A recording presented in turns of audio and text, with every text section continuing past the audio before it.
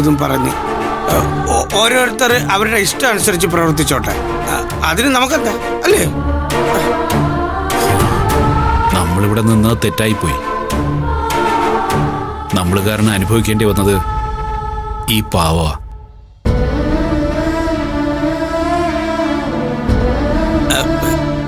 അത് വിട്. അല്ല, നിങ്ങളിവിടെ നിന്നപ്പോ നന്ദിനിക്കും സൂര്യസാറിനും ഉണ്ടായ സന്തോഷമുണ്ടല്ലോ, അത് ഞാൻ കാണുന്നല്ലേ. തൽക്കാലം അതിനെക്കുറിച്ച് മാത്രം നമുക്ക് ചിന്തിച്ചാൽ പോരെ, അല്ലേ നന്ദിനി മോളെ? എന്തെങ്കിലും ഒരിക്കല് നമുക്കുള്ള സ്നേഹവും ബഹുമാനവും ഒക്കെ ഇവർക്കൊക്കെ മനസ്സിലാവില്ലേ രാജുവേട്ടാ?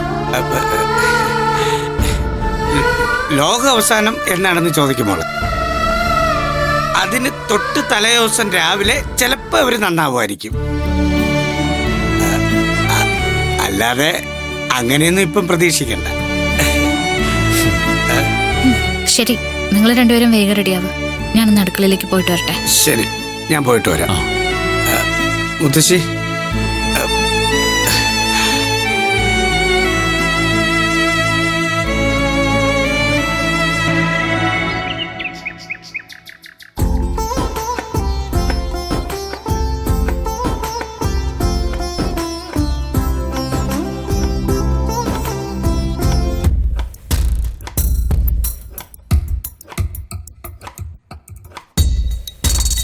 നന്ദിനി,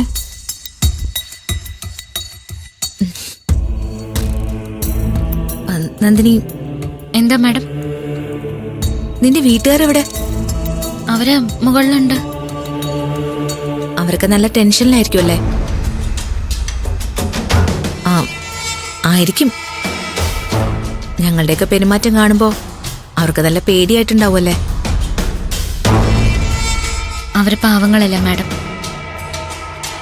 അവർക്കങ്ങനെ ഒരുപാട് കാര്യങ്ങൾ കണ്ടും കേട്ടും നിന്ന് ശീലമില്ല. നന്ദിനി, എനിക്ക് നിന്നോടൊരു കാര്യം പറയാനുണ്ട്. എന്താ? മമ്മി നിന്നോടോ നിന്റെ കുടുംബത്തിനോടോ എന്തെങ്കിലുമൊക്കെ പറയുമ്പോ എനിക്ക് അവരുടെ കൂടെ നിൽക്കേണ്ടി വരാറുണ്ട്. മമ്മിയുടെ മുൻപിൽ വെച്ച് ഞാൻ നിനക്ക് വേണ്ടിയോ നിന്റെ കുടുംബത്തിന് വേണ്ടിയോ സംസാരിച്ച മമ്മി ബഹളം വെക്കും. പിന്നെ ജീവിതത്തിൽ ഒരിക്കലും മമ്മി എന്നോട് മിണ്ടിയില്ലെന്നും വരും. സത്യം പറഞ്ഞ നിന്റെ കുടുംബം ഇവിടെ വന്നതുകൊണ്ടോ നമ്മളെല്ലാവരും കൂടി വിഷു ആഘോഷിക്കുന്നതുകൊണ്ടോ എനിക്ക് കുഴപ്പമൊന്നുമില്ല. മാഡം, ഞാൻ പലതവണ മമ്മിയോട് ഇത് പറഞ്ഞ് മനസ്സിലാക്കാൻ ശ്രമിച്ചു. പക്ഷെ മമ്മി സമ്മതിക്കുന്നില്ല. അതിന്റെ പേരില് അച്ഛനും മുത്തശ്ശിയും പിള്ളേരും ഇവിടെ നിന്ന് ഇറങ്ങിപ്പോവാൻ തീരുമാനിച്ചാല് നീ അത് സമ്മതിക്കരുത്. സൂര്യ സമ്മതിക്കില്ല എന്ന് എനിക്കറിയാം. നീയും സമ്മതിക്കരുത്. അവരിവിടെ നിൽക്കട്ടെ, വിഷു ഇവിടെ ആഘോഷിക്കട്ടെ. ഞാനത് പറയാനാ വന്നത്. മാഡം, പലപ്പോഴും കൂടെ നിൽക്കുന്നത് പോലെ കാണിച്ചിട്ട് ഞാൻ നിന്നെ ചതിച്ചിട്ടുണ്ട്. അതിനെ നീ ചോദിക്കാൻ വരുന്നേ? സത്യം പറഞ്ഞ നീയും സൂര്യയും കൂടെ വന്ന് എനിക്ക് കൈനീട്ടം തന്നില്ലേ? എന്റെ ജീവിതത്തിൽ അത് ആദ്യത്തെ സംഭവം. അത് പൂർത്തിയാവുന്നതിന് മുൻപേ മമ്മി വന്ന് തട്ടിക്കളഞ്ഞു. അതിന്റെ പേരിൽ ബഹളം ഉണ്ടാക്കി.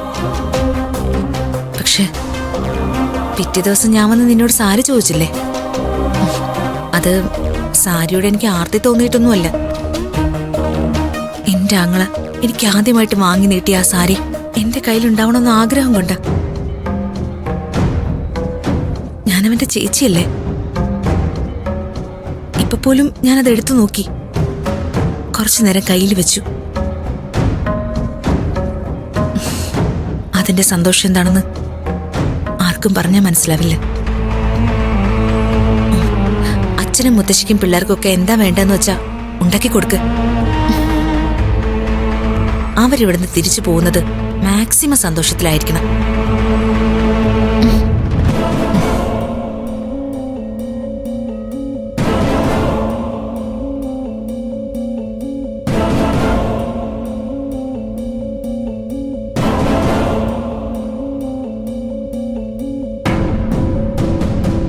നീ അങ്ങനെ അവരെ പെട്ടെന്നൊന്നും പറഞ്ഞയക്കാൻ പാടില്ല. വിഷു കൂടാൻ വന്നവരാണെങ്കിൽ വിഷു കൂടിയിട്ട് തന്നെ പോണം.